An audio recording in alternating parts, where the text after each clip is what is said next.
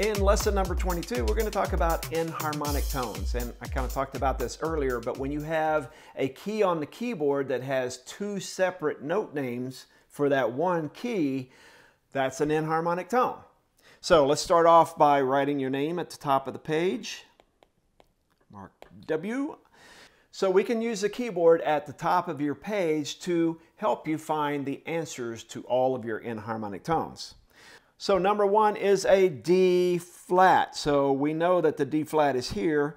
The other name for that note, the enharmonic tone, is a C sharp. A flat here. The enharmonic tone to A flat is G sharp. Now, the more that you visualize a keyboard in your head and think about the note names as you go up sharps and as you go down flats, the better that you're going to get at being able to find enharmonic tones. So try to visualize the keyboard instead of using the keyboard on the page. So a B flat, if I think of just down a letter name, I'm going to use a sharp. So any flat, if I think down a letter name, E to D, and then I add my sharp. G to F, and I add my sharp. Now it works the opposite when I use sharp. So F sharp, if I go up a letter name, so here's my F sharp, up a letter name, but flat is G flat. C sharp, up a letter name is D flat.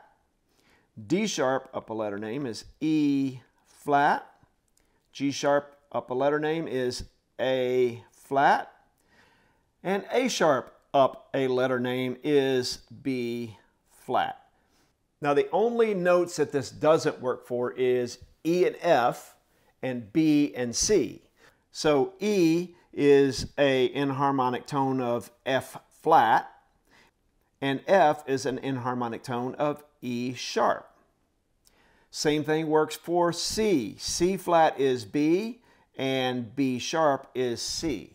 So you remember those just because there's not an accidental between those two naturals on the keyboard.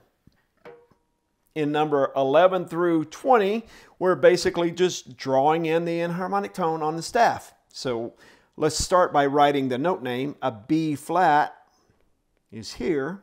So now I'm thinking on my keyboard, a B flat is backwards letter name with a sharp. And I write my note name under the A sharp. All right, F sharp. So basically I'm going up a letter name and drawing a flat, and that would be G flat. C sharp, up a letter name is D, but then I add my flat.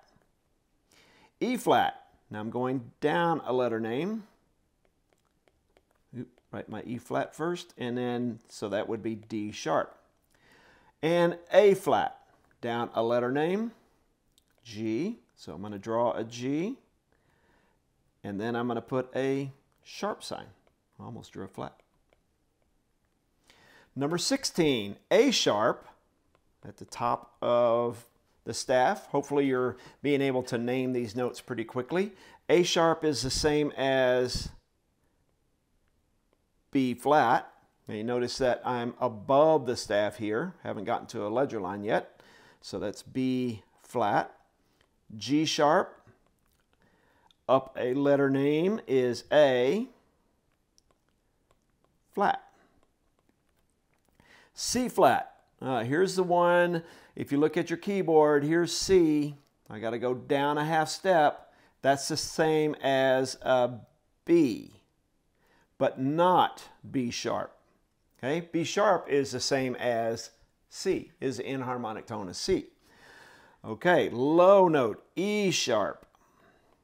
All right, if I'm thinking, let me erase a couple things here just so you can see it. E sharp is going to be the same as F. F on the keyboard or on the staff is below. And then finally, D flat, that's the same as C sharp. So if you can visualize a keyboard in your head and think of the letter names, C, C sharp, D, D sharp, E, F, F sharp, G, G sharp, A sharp, B, C, especially those two that don't have an accidental in between, think of sharps on the way up and flats on the way down. If you can know all of those note names in your head, then you won't have to use a little keyboard, picture of a keyboard with the note names written on them. Okay? That's going to help you a lot. Even if you're not a keyboard player or you're a percussionist, it's going to help you learn all how notes are structured in half steps and whole steps so that when we compose major scales, you'll be set for that. Okay, let's move on to the second half of lesson number 22. What we're learning here, first reinforcing the half step, but then we're using half steps to create whole steps. And I'll tell you why in a minute. So remember, a half step is a distance from any key to the very next key. Okay? So if I'm going up, I'm using sharps. If I'm going down, I'm using flats. So now write the name of the note that is either up or down a half step as indicated by the arrows. So sharp on the way up, flats on the way down. C up a half step is C sharp. F up a half step is F sharp. D up a half step is D sharp. Okay, now it's going down. B down a half step is B flat.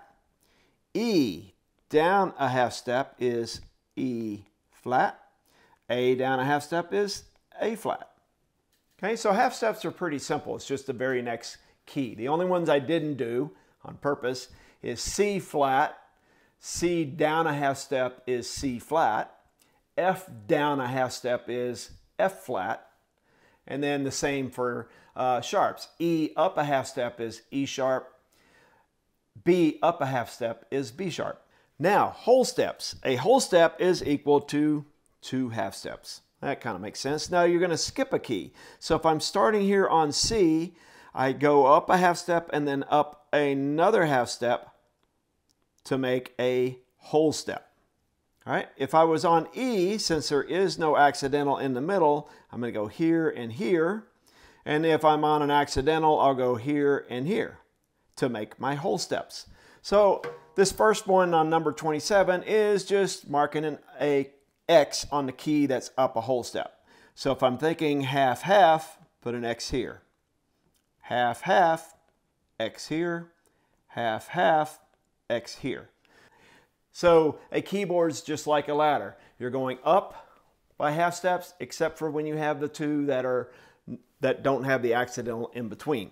All right, let's keep going. Now we're having you think of the letter name. So up a half step or up a whole step, you have to think of the letter name. So F up a whole step on your keyboard in your head now, F, F sharp, G. When you're going up a whole step, always think of the next letter name. D up a whole, so D, D sharp, E. F down a whole, so F, E, E flat. D down a hole, D, D flat, C.